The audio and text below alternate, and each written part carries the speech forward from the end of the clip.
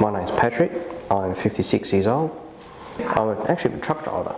Been now for about 20 years. No, just in Melbourne, Geelong. I was a big child. I wouldn't say big, but I was sort of on the plumper side. Then I lost my weight in my 20s, and then after that, just at a constant big size. And a few years after that, it was a few years just passed. I really got really unwell, and I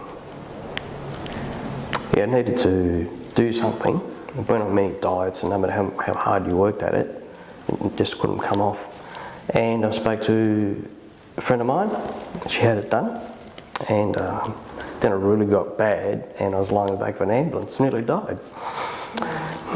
So went to the doctors, had an appointment done, went to see a specialist, and within 3 months I had the operation. Yeah, it feels amazing to it's a life changer.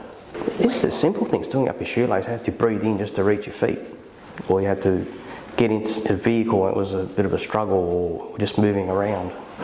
Even laying in bed, just your stomach had to always be on one side or the other, just couldn't lay properly. Now it's a completely different ball game. They had a colonoscopy, and the surgeon at the time said there's something going on in there. So that's when I had all my tests done and said something needs to be done. So that's how the journey started. It was something that you wanted to get done at the time. You just couldn't wait for it. You just wanted it then, but you had to wait, of course. And I had a few people that I took on my journey, and they went for the operation and just went for it. Yeah, you have to go on a small diet 2 weeks before. You have to lose a few kilos. That cleanses everything inside. It cleanses your liver and your stomach and your heart. And it's easy for the surgeon to get inside and do his work. Yeah, because you're not eating, you're just having shakes.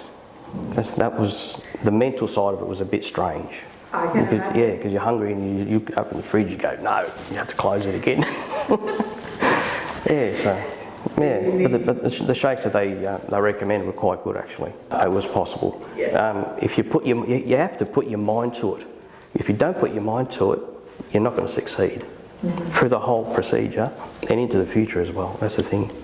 After the surgery, I felt good, because weeks after the operation, you're losing almost a kilo to a kilo and a half. So it just plummets off you. And I had time off work, so it actually was quite good. So every morning you get on the scale, it just goes a little bit by little bit by little bit, it's just dropping. I took 3 weeks off. 3 weeks? Yeah. No. I went back to work about 3.5 weeks after. I enjoy food, but it's in small portions now. It's more, not as much quantity, it's quality. So if you're there with a partner or something like that, you can always just pick up their plate or share a plate or something like that. It's actually cheaper too. I've lost about 27 kilos. I had the procedure on January 9th. It does give you more confidence because you're healthy and you wake up, you're not tired, you're not snoring at night, you're not sick. You just wake up and you feel like, bang, you're like in your early 20s again. That's how it feels. Yeah, I had sore knees as well. Sore knees? Because you're carrying extra 27 kilos, it's a fair bit of weight. Yeah, that's right, exactly. In and out of vehicles, and just general walking too. Now you can run without any pain as well. Not great distances, but I'm running. I've been push bike riding as well. Just general riding. It's much easier swimming as well. Swimming? Yeah. And just when you go to the gym, you can see more results as you're working through, because you haven't got as much body fat. All of a sudden, your muscles are just starting to pop out. Yeah, just like, gee, that's different. You know? I would have been very sick and possibly died. I probably would have been able to work. I would have been on, like a diabetic, had to have his needles every day and that sort of thing. So I didn't want to go down that path. That was a stop sign. When the doctor said, if you don't do anything, you're going to have to go on this procedure that you do for diabetes. I just said, no way. It is. It's a daily thing. Every time you have a meal, I think you have to have injections and get your bloods right and that sort of thing. Probably do your homework, and if you're going to do it, stick to it. Stick to it. That's what you have to do. And don't muck it up. People say, just a little bit more and a little bit more, and then something just starts growing again and you're back to square one.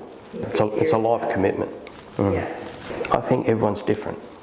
Everyone's in a different situation. It's just what they need to do, to what they have to do what it is.